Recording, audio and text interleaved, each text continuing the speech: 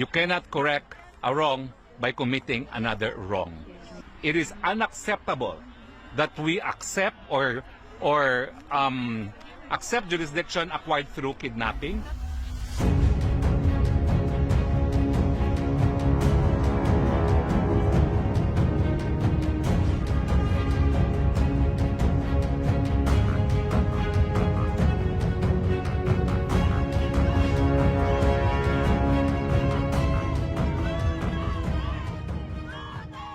I'm a bit disappointed at the practices of the ICC that has delayed the visit of a family member to an accused. We look up to the ICC as a model for international justice, and the fact that it has taken 2 days for a family member to see the accused, I think does not speak well of the practices of the court. We condemn it. Secondly, we are very much disappointed that the court did not address the issue of kidnapping as a means to divest the court of jurisdiction.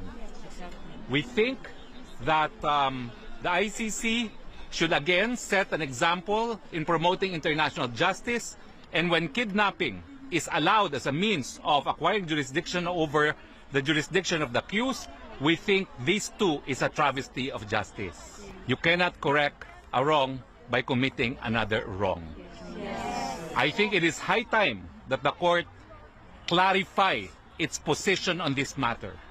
It is unacceptable that we accept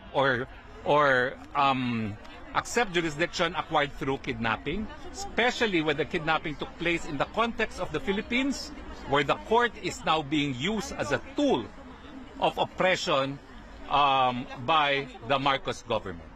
But I reiterate, this is unheard of, even in a country like the Philippines, where family members, a daughter no less, was not allowed access to her father. This is a very sad day for international justice. Very sad day indeed. I visited former President DUTERTE. He is in the hospital wing of the detention center, and he is in good spirits. He is well taken care of. Nag-comment lang siya na he really misses Filipino food. Yun lang. But very recently sa meal nila, meron ng rice. So that was a good development. And then we discussed about his legal team. And we discussed about the family, and we discussed about the country. When we talked, he, as a request, he asked me to go home.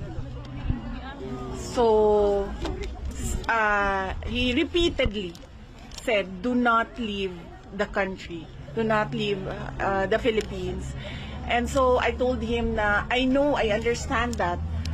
And I do not want to be here as well. Unfortunately, I am the only one who has a Schengen visa, and I am the only one who is a lawyer. So I told him that when we are able to meet with the legal team, that I will immediately return home and yes, do my work. But if you talk to lawyers, they call it extraordinary rendition, but for a family member like me, that's kidnapping. That's forcibly taking my father to another country and illegally arresting him.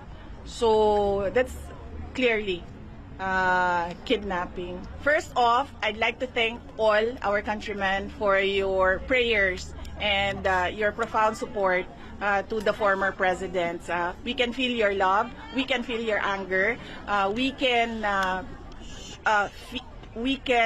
empathize with everyone, everyone's rage about what happened. And let us not be